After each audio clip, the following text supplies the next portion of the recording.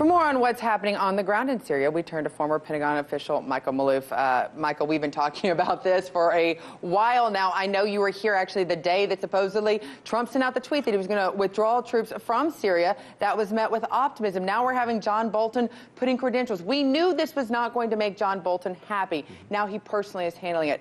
I have to look at timing. Now, we're going to talk about what's going on the ground, but the timing of this, here you've got President Trump who said one thing, one policy, kind of busy right now handling domestic issues. Do you feel like in any way the timing of John Bolton's trip might be because of the president has his attention somewhere else? No, I just think John Bolton has basically hijacked the president's foreign policy. And we've seen this with respect to the president's statement that he was willing and without condition to talk even to the leadership in Iran. Hours later, Pompeo comes out with 12 conditions. It basically negated any possibility of that.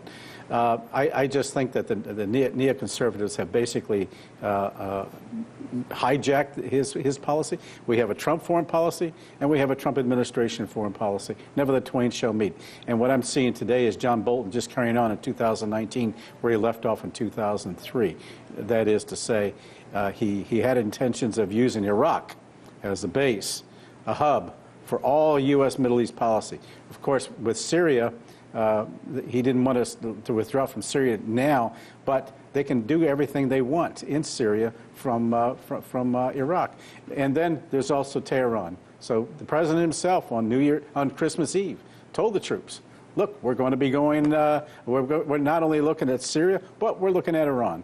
So this is John Bolton trying to bring a policy together here that where he left off in 2003, to maintain U.S. influence in the region and use ultimately Iraq as that hub. Well, it's interesting because the U.S. has ramped up bombardment in Syria since following the announcement of this withdrawal of troops. What do you make of this? And John Bolton's now going to Turkey and trying to work out a deal with the Kurdish fighters in Syria. So what is the significance of the Kurds in all of this, and where should our alliances lie in America? Well, the Kurds are caught in between the proverbial rock and hard place.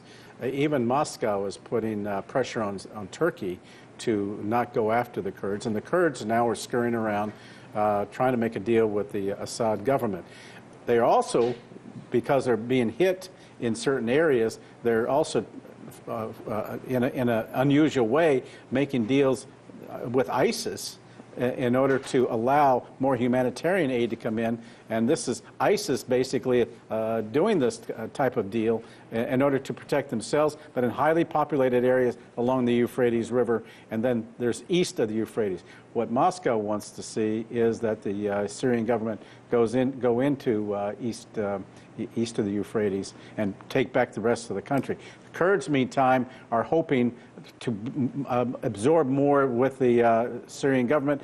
That's upsetting Erdogan, who doesn't particularly care about Assad anyway, but really does not want to see the Kurds making a deal with Syria. Well, that's the thing. Turkey, right now, one of the conditions supposedly is that they cannot attack the Kurds. Right. Why should that even be a U.S. condition? Why should we even have to make that condition? It has nothing to do, the two parties against each other have nothing to do with the United States. It's all part of Bolton's idea of trying to keep that influence somewhere in that region, because we're also losing influence in Iraq itself.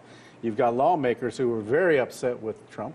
And they basically want U.S. troops out. So it's Bolton looking for a policy to put a hook into and ride that thing. And part of the issue now, and one of the conditions he imposed of not leaving Syria is we got to wait until Iran has left Syria. And well, they're not only already there, they're already in Lebanon, they're already in the Mediterranean. It's a ridiculous thing, and this is just Bolton basically undermining Trump. Basically saying there's no way to get out. I'm going to give you conditions that are unattainable. But he's also undermining Trump. Well, and it'll be interesting to see if President Trump figures this out. I hope so. Thank you for joining us. Sure. Hey YouTube, thanks for checking out our channel. We hope you enjoyed the video. We have tons of content for you just like this. For more of RT America's one-of-a-kind news and analysis, be sure to subscribe and never stop questioning more.